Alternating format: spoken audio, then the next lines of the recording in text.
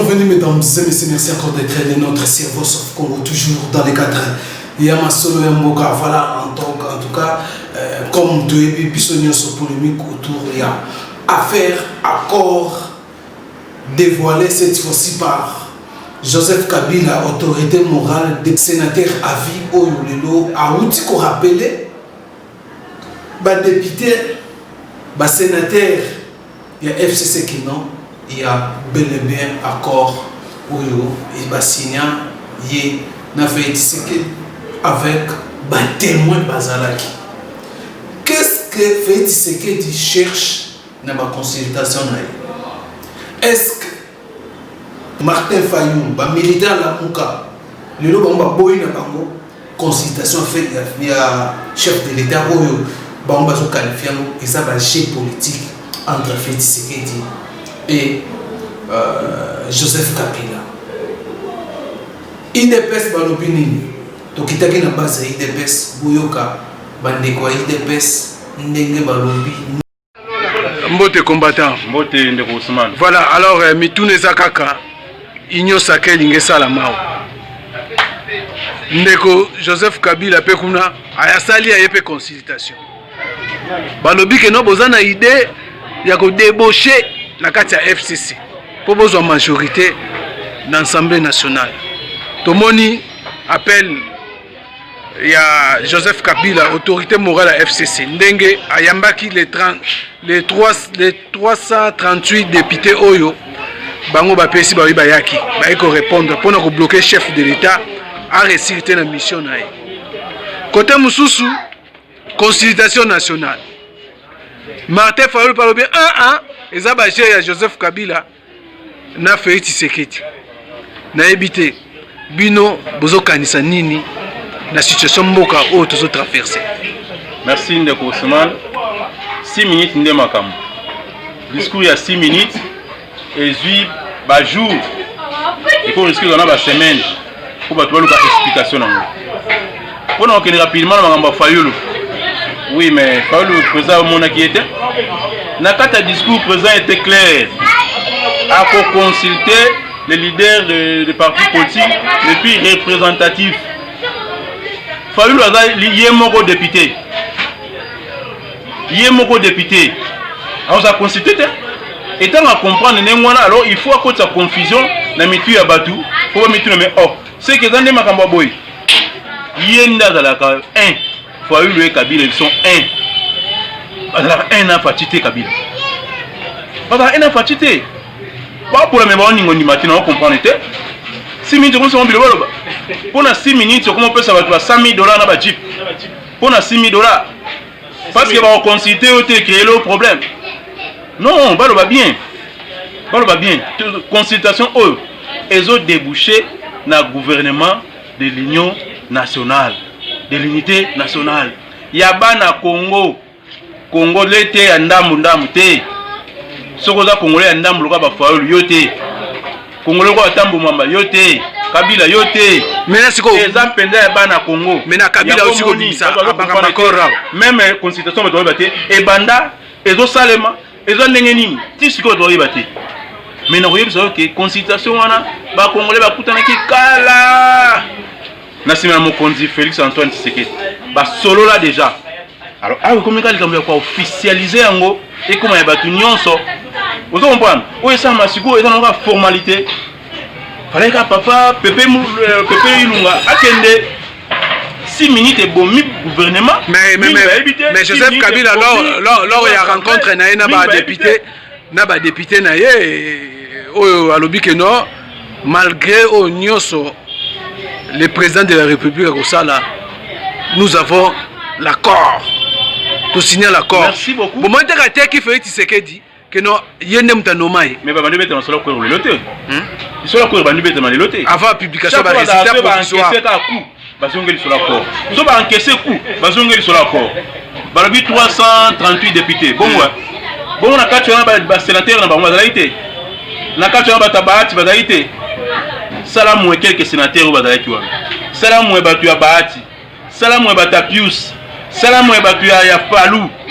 Salamu ba député nyonso ya ba Congo balobi to na sima ya Fachi. Salamu batu wana baotika na 12 te tala majorité emonani Félix azobeta politique ya likolo yango moni babenga aigle ameni politique musika batamwe moma bakomo swa na bango na bachadai po batike na se bakomi po basenga audience pas Félix po basangana Janine yaka tamwe mama yaka premier ministre yaka bazo créer ma bloc po basenga audience so mutu moko esimba te mais basangani toi président ici banga bité na pour équiper na makama mboka no yamba suba ya mikete au moins niveau politique président ke non donc et comme il passe donc si Congolais de récupérer mboka ina maboko voilà ok merci ndeko la muka en tout cas consultation wana balingi na bango te eza je ya Félix Tshisekedi na Kabila bango consultation basengi na président na bango au moment tozoloba na yo manifestation mune na Faden House oyo baboyi na bango consultation wana eza je oyo Félix Tshisekedi azolinga sala réaction na bi merci de Ousmane ya liboso mobulu ebimi pona nini mobulu ebimi po discours mokonzi ya mboka salaki en tout cas soki otanga mingi te soki poza na bososolite o comprendre te donc créer melo fayulu a comprendre te imaginez-vous discours il y a 6 minutes mais 80 gros mots. Un discours de 6 minutes, mais 80 gros mots. Quelle intelligence, quelle sagesse, quelle vision, quelle boule. Donc, on va faire ça boulot, on va faire makelele, on va comprendre. Mais bissoir, tout ça posé. Donc, mon salaire seulement en local. Et comme une débat bimisango grand jour. Siko batu bazolinga bayeba eza na nini eza bozosala na eza cadre oyo eza circonscrit na consultation wana tozoyeba te soko eza vraiment ekoaboutir na nini voilà les termes pour aboutir na nini ekoaboutir na union sacrée au mokonzi alobi azokoluka changement na assemblée na parlement pardon azoluka ko renverser parlement yonde mutolobi yango te nazotuna mutuna mpona nayebi te bino bozo comprendre yango nini elingi osalama au juste union sacrée pour la nation elingi oloba nini yango elingi osalama na nsima wana voilà mutuna kitoko ndeko Ousmane omoni tellement que Kabila amonaki kaza mayele totikaki akende na buzoba ti na discours à 6 minutes ye moko na comprendre discours yango po atuni batuneme ule baba nasema nini alisema nini donc naye moko a comprendre te batu naye ba comprendre pete mais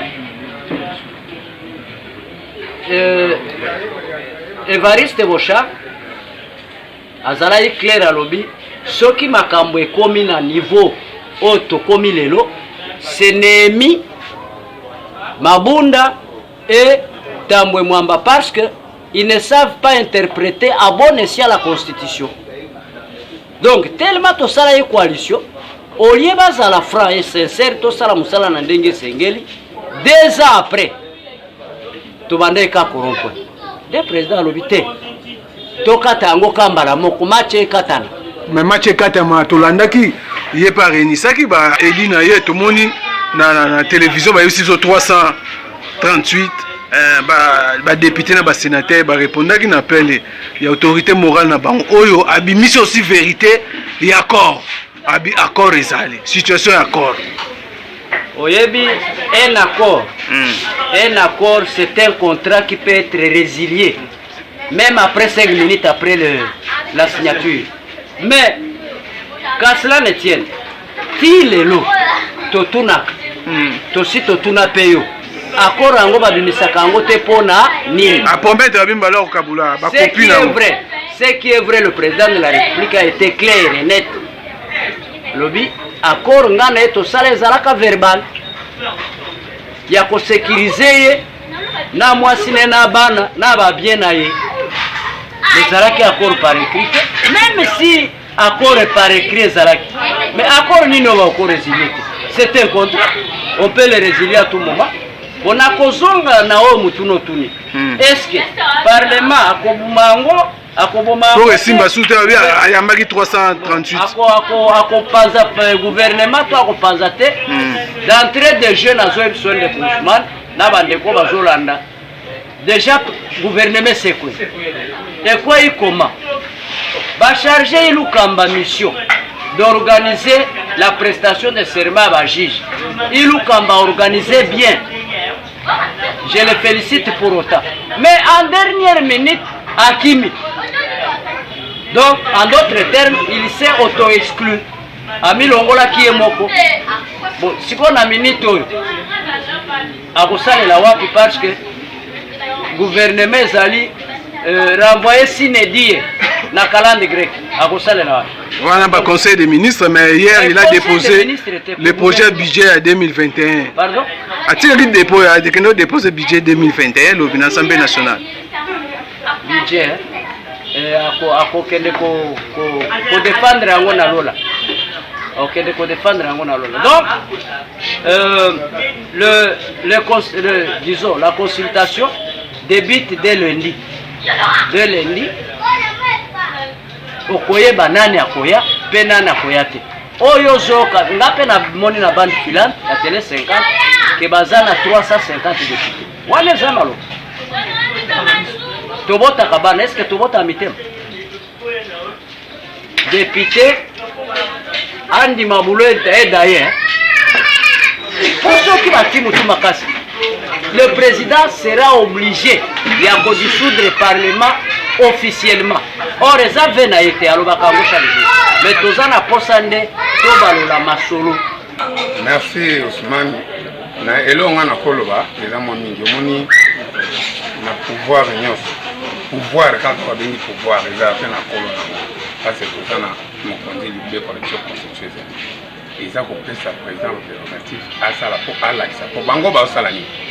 Donc la bango ba lobaji bazana fort majorité na bango ya fort.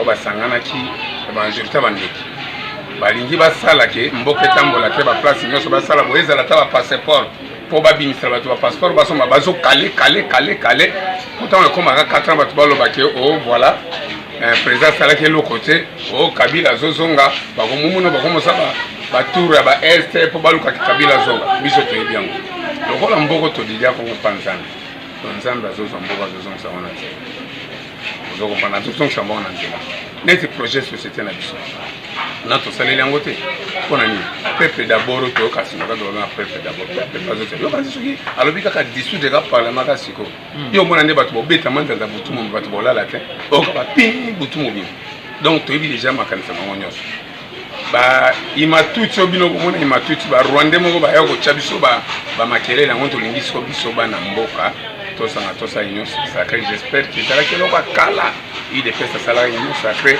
na ba kiungu na banani ndo makambo donc makambo ezali au parti boyo bosangani pour tout intérêt ya mboka ndango to ko na intérêt ya mboka ezate ke pona o ngai est-ce que mboka nini kombo mana yebo nini kuma na mitunga ezaka moko mboka ezaka mutu moko na autorité morale ça c'est la folie il faut ngana ko lubaka bo bazala kimya tozo kangaye nanu parce que yenda za mistoko kangaye nanu et eloko esalami bwe ko kangaye alors soto kangiye ne to kotala skoba ba étranger wana o mutu azotambola na deux passeports o côté aza congolais côté abimi lo mutu côté aza belge nde makamona biso to boye tozo kangaye donc accord wana o union sacrée président sengi asengi union sacrée sengi libota ya Congo pour attendre mabele to ko céder en gote nyonso lobi akusi on s'attelle au monter lobi union sacrée bomboka yango ce qui faut le za réellement congolais yaka pesa ide to bongisa mboka ngondeni ezala bongo chiko bonga opposition alobi opposition majorité boya to sanga to longola mboka na crise ndeni pour la société c'est quoi à consulter FCC bon normalement na FCC on attend la sortie FCC ndengezona et c'est pas tani nango ezikali ka lokolo omoni nyoka bakati mutu omona ka mukile ninga na kaka elo boza soute kala te consultation azana besoin bato neti ba nani bazana ba ningi beli na kati ensemble ba lokoye bosoki nani wana komoni bitoki manani ba kupete po babati po wani ngokota mingi mena moni azongi na nzela. Il faut premier ministre oya makasi, il faut premier ministre oyoka président. Sabotage ya boy et ça les mawapi. Oyebi ce sont des voyous. Tala oyebi omoni eloko basali président ya yo za ya ensemble okoya kokota na réunion siko mboka ngo bokuma ngondeni ese yo moko atali moko omona teke ya problème moko eza grave bon mais mamboko on dirait ghetto on dirait ba train uta kanini Belgique ba batu balala kana se ba grotte kuna na se to kanga bango. OK. Le lo fait c'est que assemble une opinion que abimima que non président nommé ndenge batala muka balobaka lelo batala muka bazui raison. Merci mingi ndeko Ousmane ndeko ya poto peuple congolais bolanda biso na chaîne oyo Vox of Congo pa ya ndeko Rabino Ousmane na mutuna oya Tony. Je crois bien la discours il y a 6 minutes à chef de l'État. Les a la phrase moko bimisaki je ne faillirai jamais à ma mission. À pour faillir jamais. Mais dans la mission, chers combattants, bande de poto peuple congolais, président dans la mission. Non, on a mission. Oh, il y a l'objet qui a faillir jamais. Peuple n'est pas pensé qu'il y a. Peuple congolais a pensé qu'il y a mission. Peuple congolais a le barrage dissoudre le parlement. A bien gagné gouvernement. Voilà, ça trop diplomate. Qui n'a pas mon anzela si mandat va comprendre était discours à 6 ministres. Place si vous avez la chef de l'État chité. Mais ne place en gonda chité. Au Panzana, au gouvernement, au ma coalition. Mariage au Bogangaki. Kabwana. Vous comprenez était. Qui a Kabwana a pété. Ne va comme il là. Au lobby, il y a 338 députés. Ouais, mais qui a gagné? Ouais, les a théâtre. Les a image à Kala. Oh, bah, Sangani, de Brandi. Mais les autres, qui est na boue la loge, non? Peuple congolais, boue la loge. Vous comprenez les gars, comment on est les alliés? Moi, loge, les a 4. Mais Félix Aza, président, Oyo, Akabaki, Congo, dans la boca Nzambé. Le vrai Dieu. On va qu'il y la loge. Et c'est la loge na bango ezalaka. Basuki na nzela. Bakei. Voilà makele la zan. Yobo wanga nyango bokabula ki ba pouvoir pe utakuna. Ba négociation bo sala pe kuna. Bino pe bokenda kuna. Baza se retrouver na 20 à 30 personnes. Bato bakenda kuna kasi bata loge te. Ba ombe bazali na kata loge basumbi na nganda. Na ndeko Ousmane. Asu nesika. Oh, yo, so ça la religion. Hein? Oh, yene mutaza na kokamba. Par qui pose la religion na bande quoi? Lelo ba poite. Ba palanganité. Ba bosani que session extraordinaire il y a congrès, il y a convention démocratique et contact. D'où photo installé directoire non? Lelo est commis na bango ba parlementaire na bango ba ranger na bango non? Baliba yako tumba permanence. Muta tumba permanence azate. Bazo yako tozonga na question. Permanence. Tozonga na question. Ya politique. Le ya Martin Fayou. Et ça en a 6. Président Lobika Goyamba ba parti politique oza représentatif. Ya za na boni. Le kola yebi que président Goyamba était. Dans zongeli li passe na Kabila non? Basangana pona ko troubler peuple congolais. Non. Tous en maele. Toloba bandakala. Fayula beta gaje ya Kabila. Mais ya lobi bino bozana jena ka. Bino ne bozana jena Kabila boko sa ba congolais. Biso toye ko sala débauchage, hein? Yende mutalinga débaucher batu na ye na famille politique na ye. O basi ba comprendre que aza susu na loko te. Mais consultation dans la Rosala, c'est le chef de l'État. Ils ont un prérogatif à chef de l'État. Il y a un prérogatif, et c'est la constitution. Babie Moraza problème, comment vous consultez Badou? Est-ce qu'il est ah, il y a du Saki Bango dans l'article 69. Il est le garant de la nation. le symbole de l'unité. Tous les autres revenir et pas naïe. Il n'y a pas match. Président a un droit à consulter. Tant à moni, ma cambezo qui est malade, 2 ans. Alliance est ça la maté. Et tu as la paix ça la maté dans le monde. Le président limite au Sangan. Tout travaille pour la Moka. Mais d'accord, un groupe d'individus qui va payer. Kabila Bimisi, Kabila lobby na monokonema accord, tous en accord. Tolobaki na yepe to senga ye. Kabila bino pe accord na bino bosala on a médiateur. Soit bon notifié beaucoup mais na bango bo pe sa position sur beaucoup mais bango qui non alliance ezato ezate. Bozo banga pona ni. Non, d'ailleurs accord bango ba lobela kana. Et est-ce que tout le monde a un document? Tout le monde a un document. Tout le monde a un document. Il y a un autre qui a un accord, va brandir. Les accords se font et se défendent. Voilà, merci. Merci de Kousman.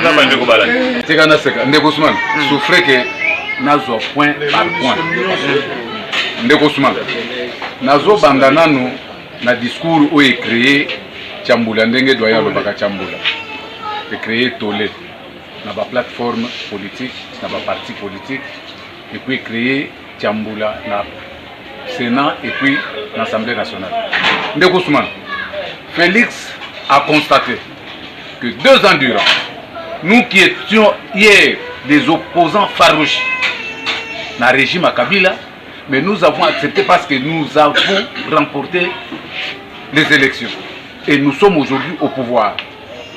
Kabila na majorité naie fabriqué. Tout le bon ça va le connaître la majorité. Tout kumba mboka na ndenge cette la zone. Félix a constaté que Makambozo marchait. Alobi il va consulter le parti le plus représentatif. Ce qu'on le bien dans le ya Fayulu. Fayulu il faut ça la makele parce qu'il y a des représentés et l'autre côté. Maintenant il faut avoir entre guillemets population les aînés parce qu'il y a un trait tribal pour passer la makele les bachaïka mais bachaïka pour Félix aza moté monene tant qu'on soit pouvoir attendre que le boko matinga le boko na kezambeli mais aujourd'hui azo tia makele pour ba récupérer nazo zonga na makambo ya accord de Kousman nos journalistes est-ce qu'on peut se souvenir de propos ya Shadari qu'il était le seul témoin na accord oyo Kabila na Tshisekedi basinaki et que Kabila seul détient l'original. Félix a tiré l'originalité, mais l'original est tiré et pas Kabila. Mais aujourd'hui, que Kabila a lobby qu'effectivement, accord les amis, avec des témoins, pas les moindres, 3 chefs d'État africains. Au Congo, se souvenir Namboka Oyo, Mukolo, président et Égypte, Aya Namboka Oyo, président il y a Angola, je crois, Angola, et puis président il y a Kenya. Oh, bah, nous sommes se trouver dans la mboka Oyo pour vendre sa Félix na Kabila, bah, signer accord. Aux hommes agrémentés, il en restera toujours quelque chose. Oui, mais bah, tout ça, déjà, bah, si bah, Choli, bah, Koluka, bah, Simba, au moins, n'a pas de balle. Au Linga, aussi, bah, Kasa ya Congo Sika, croyant que, et pour Biki Sayo, mais Souka, on a eu na Kasa Congo, il y a Sika Bogozi. Le problème est allé en Ezali. Aujourd'hui, le FCC a vite compris que la majorité va basculer. Et qu'on basculer comment? Parce que FCC est un parti politique, est une plateforme électorale. Est reconnu dans le ministère de l'Intérieur.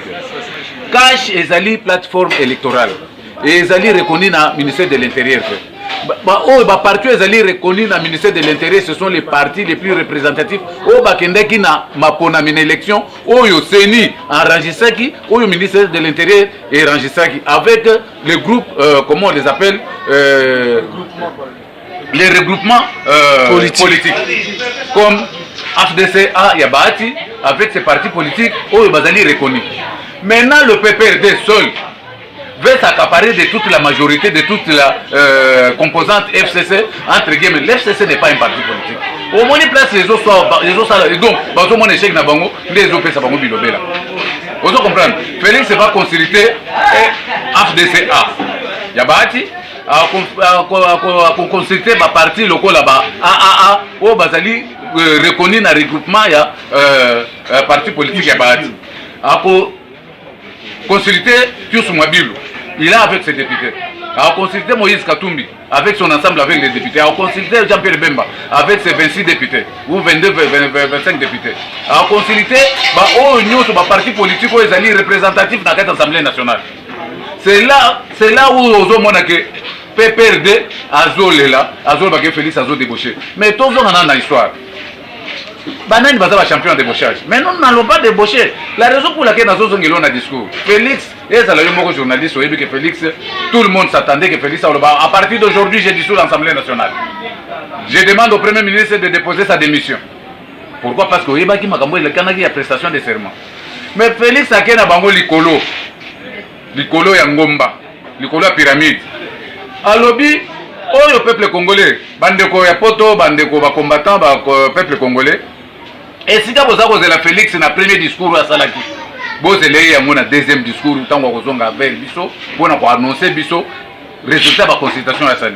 Des places à tomber pour dire que nous voilà la majorité est déjà du côté du peuple, pour bien dire. Pas de son côté, parce que la majorité, l'union sacrée Azul, l'union sacrée tout autour de lui, non. Lui, il est que président de la République, garant de bon fonctionnement des institutions. Maintenant, on dit qu'institution, Assemblée nationale, ils ont fonctionné dans l'intérêt à peuple. On dit que le Sénat, ils ont fonctionné dans l'intérêt à peuple. La raison pour laquelle il veut cette majorité-là, pour que le gouvernement a désigné un informateur, comme ça, le gouvernement, c'est que les restes, ce sont les chants des sirènes. Bazali, tout le monde va se perdre des pédales. Félix Azali tellement sage, tellement intelligent par rapport à tous ces professeurs où Bazali contouré Kabila. Au lobby n'a a réuni 338 députés. Le Kousman, nos journalistes, va vérifier. Ils étaient au nombre de 210 députés, y compris le sénateur dedans. Le Kousman va vérifier l'information et l'information que je vous donne est vérifiable. Tala na télé 50. Tango Bazalaka, na kati ya réunion na bangwana. Pourquoi balakisi la femme, je crois qu'il faut la moine, moi je suis à Bomagé, Frank Ngege, comment il s'appelle encore, Lukiana, je sais pas. Enfin, on a la forme, mais pas qu'il y a des profils comme ça. Ange Lukiana, peut-être c'est elle. Dans ma zone, ça, que nous avons prêté allégeance à l'autorité morale de Bango, Kabila Télémi, caméra est circulée et PC dans la salle. Est-ce que tu as le visage et l'ongia, député Moko connu? Que nous voilà Bochabela, télé là, balaye la caméra boye, donc ici, pronto à Cabo. Va vérifier l'information, ils étaient au nombre de 210, y compris les sénateurs dedans. Quand vous prenez 210, vous avez un sénateur dans le député va faire la bonne. C'est va perdre le accord exact. Et puis les accords. Félix dans le discours à lobby très bien, et puis à Cynthia très bien, à lobby boy. Aucun accord ne peut se prévaloir ou bien eboto la prérogative reconnu constitutionnellement. Rien. Et puis accord mon côté au détriment il y a intérêt à la population. Maintenant quel accord oyoye Kabila do avec Bassina Inational Tshisekedi pour détruire la nation congolaise, pour ne pas servir le peuple congolais, mais ezala entre guillemets parce que parce que la clause ya liboso que non va protéger. Je crois aux journalistes à protéger Kabila. Na bande konaye na babie naye mais le quoi les a répondu le quoi parle mais yo signé accord Chadari a tiré ba aventure alors que Kabila a signé accord na Félix assez à privilégier qui na nous intérêt naye va protéger bande konaye na biloko naye mais pourquoi c'est qui protection ya ba membre de notre FCCT? Il n'y a aucun accord où Félix a signé na Kabila nous sommes les alliés pour tromper ma petit peuple oyo peut-être ba yebi ko sala analyse politique te Kabila azali ko mbale ba oyo akota bango na loge o ba prêta serment sur amela na bango makila à l'époque après ma cour ya Mobutu je ne sais pas si c'est à créer o ya loge juste à présent tu bango na te mais au moins retraite qu'est-ce qu'il y a du bon qui va sortir là-bas mon frère problème na bango ezali le col ba prêta serment devant Kabila ba signa pas.